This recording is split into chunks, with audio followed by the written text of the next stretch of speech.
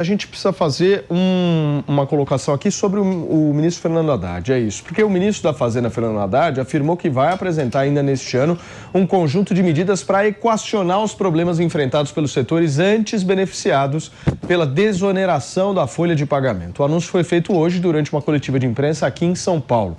Na véspera, gente, o presidente Lula vetou integralmente a proposta que desonera a folha de pagamentos de 17 setores da economia brasileira.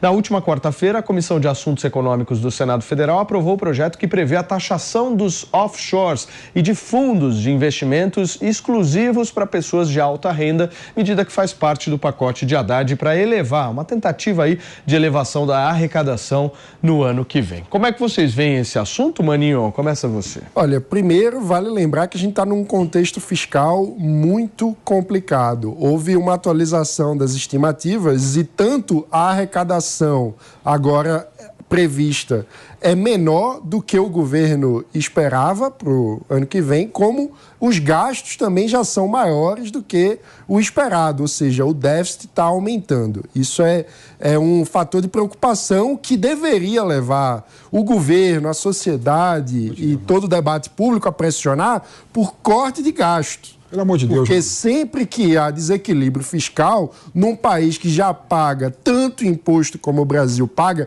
muito acima da média dos países emergentes, nós não aguentamos mais pagar imposto. Então é preciso diminuir os gastos do governo para equilibrar as contas. Isso dito, a política de desoneração... existem vários estudos, inclusive um feito pelo Adolfo Saxida, economista insuspeito de esquerdismo, porque foi inclusive ministro do governo Bolsonaro, que mostra que essa não é uma política eficiente para a geração de emprego. Então, quando você seleciona setores específicos para serem beneficiados, você gera uma distorção na geração de emprego. Ou seja, a política beneficiava 14 setores, se não me engano. 17 setores e todo o resto da economia não tinha esse mesmo benefício. Então, isso é um problema. Nesse sentido, é muito mais importante a gente discutir medidas estruturais que diminuam o custo do Brasil para toda a economia do que desonerações específicas que beneficiam apenas um grupo ou outro que tem mais poder de pressão no Brasil. Não, eu fico impressionado com a argumentação do Mano, né, e dos liberais em geral. Primeiro que nenhum país do mundo tem déficit zero, né? Isso é balela, isso é factoide, né? Estados Unidos tem déficit de 3 trilhões de dólares. Tem que olhar a porcentagem ou seja, nenhum país do mundo tem déficit zero. Países em desenvolvimento têm que buscar crescimento econômico e desigualdade da pobreza. Tem que ter capacidade de pagar a dívida. Em relação... Então foi um erro. Em relação à desoneração da folha... Uma pergunta, então. Poxa, você... Não, é rapidinho. Só uma pergunta. Então, não, calma só um minuto. Se nenhum país do mundo tem déficit zero, foi um erro do governo colocar uma meta de déficit zero? Foi, claro que foi. Foi um erro? O erro total. Você está criticando o governo Lula. Você está criticando o governo Lula. O país tem desenvolvimento econômico, desigualdade social diminuída, fica rico e paga o déficit. É assim no mundo todo. Isso é balela. Então tinha que prever déficit sem bilhões. Em relação a desoneração altos ainda. Em relação à desoneração da folha, Mano, tem estudo que fala o contrário, né? E os 17 setores que foram escolhidos são 17 setores que não têm crédito no mercado como os demais, não foi uma escolha assim superficial, e também são setores que mais contratam, são setores de serviço. Então tem uma justificativa técnica para a escolha desses setores.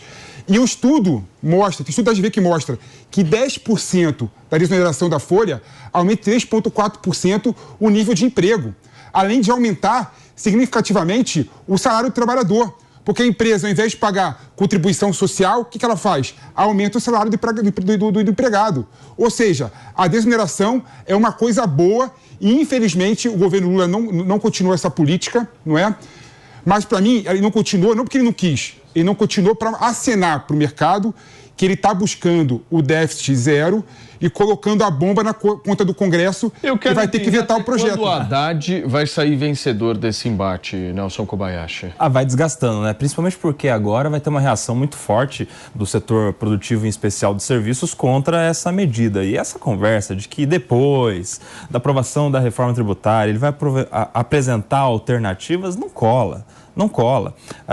Primeiro, Paulinho, eu estava achando muito interessante, porque aqui a gente tem um liberal que quer onerar e tem um cara de esquerda que está a favor da desoneração, os polos se trocaram. Eu quero cortar gasto.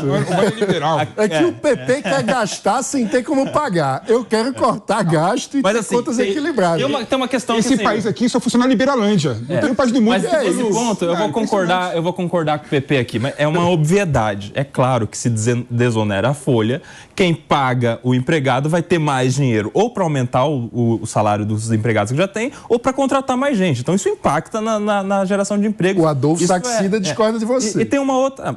Ele está errado. Pode ser quem for. Nesse caso é uma obviedade. E tem uma questão aí importante que é importante deixar claro, mano, em relação a essa coisa, a gente tem que ser igual para todo mundo.